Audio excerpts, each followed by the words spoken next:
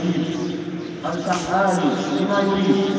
أحمده سبحانه وأشهد أن لا إله إلا الله وحده لا شريك له، وأشهد أن سيدنا ونبينا محمدا عبده ورسوله. اللهم صل وسلم على عبدك ورسولك وعلى عبدك ورسولك محمد وعلى آله وصحبه. أما بعد، فيا عباد الله، إن من أظهر صفات الجليس الصالح وأجلها وأقواها أثرا في قلب وعقل جليسه أنه ذو قلب سليم. والقلب السليم يا عباد الله الذي ينتفع به صاحبه في دنياه وحين يأتي ربه يوم القيامة، هو كما قال ابن القيم رحمه الله: هو الذي سلم من كل شهوة تخالف أمر الله ونهيه، ومن كل شبهة تعارض خبره، فسلم من عبودية ما سواه، وسلم من تحكيم غير رسوله صلى الله عليه وسلم، فسلم في محبة الله مع تحكيمه لرسوله، في خوفه ورجائه والتوكل عليه والإنابة إليه والذل له وإيثار مرضاته في كل حال، والتباعد من سخطه بكل طريق.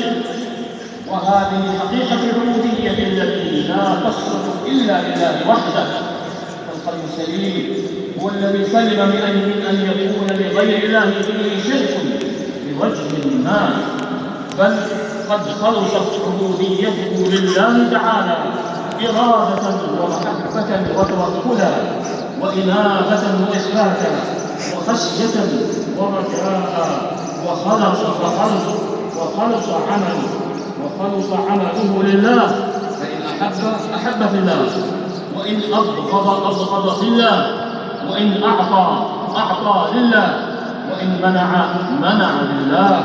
فاتقوا الله عباد الله، وصلوا وسلموا على خير خلق الله محمد بن عبد الله، وقد أمرتم بذلك في كتاب الله، حيث قال سبحانه: إن الله وملائكته يصلون على النبي يا أيها الذين آمنوا صلوا عليه وسلموا تسليما.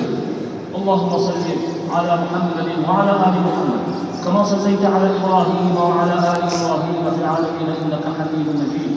اللهم بارك على محمد وعلى آل محمد كما باركت على إبراهيم وعلى آل إبراهيم في العالمين إنك حميد مجيد. وارض اللهم عن خلفائه الأربعة أبي بكر وعمر وعثمان وعلي وعن سائر الصحابة أجمعين، وعن أزواجهم أمهات المؤمنين، وعن التابعين ومن تبعهم بإحسان إلى يوم الدين، وعنا معهم بعفوك وكرمك وإحسانك يا أكرم الأكرمين. اللهم أعز الإسلام والمسلمين، واحمِ حوزة الدين، وانصر عبادك الموحدين، وألف بين قلوب المسلمين، ووحد صفوفهم، وأصلح قادتهم، واجمع كلمتهم على الحق يا رب العالمين. اللهم اجعل هذا البلد آمنا مطمئنا، وسائر بلاد المسلمين يا رب العالمين. اللهم آمنا في أوطاننا، وأصلح أئمتنا وولاة أمورنا، وأيد بالحق إمامنا وولي أمرنا خادم الحرمين الشريفين، ووفقه لما تحب وترضى يا سميع الدعاء. اللهم وفقه وولي عهده إلى ما فيه كل خير عاجل أو آجل للبلاد والعباد، يا من إليه المرجع يوم المعاد.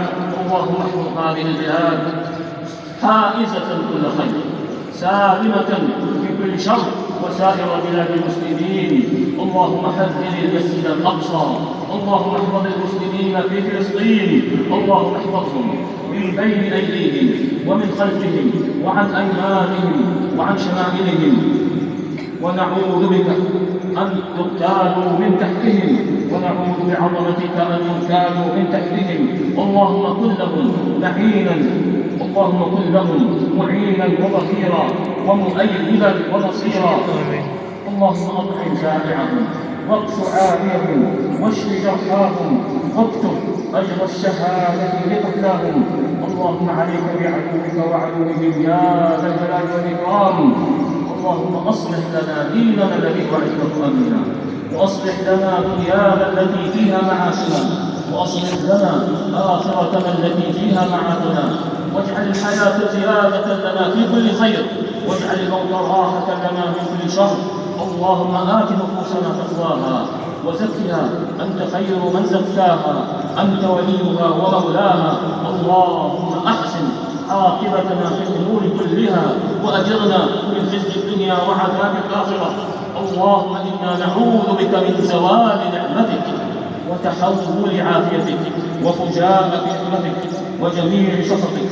اللهم إنا نسألك فعل الخيرات وترك المنكرات وحب المساكين، وأن تغفر لنا وترحمنا، وإذا أردت بقوم فتنة فاقبضنا إليك غير مفتونين. اللهم اكفنا أعداءك وأعداءنا بما شئت يا رب العالمين. اللهم إنا نجعلك في نحور أعدائك وأعدائنا ونعوذ بك من شرورهم. اللهم اشف مرضانا وارحم موتانا وبلغنا فيما يرضيك آمالنا، واختم بالباقيات الصالحات أعمالنا. وربنا ظلمنا أنفسنا وإن لم تغفر لنا وترحمنا لنكونن من الخاسرين. ربنا آتنا في الدنيا حسنة وفي الآخرة حسنة وقنا عذاب النار. وصل اللهم وسلم على نبينا محمد وعلى آله وصحبه أجمعين، والحمد لله رب العالمين.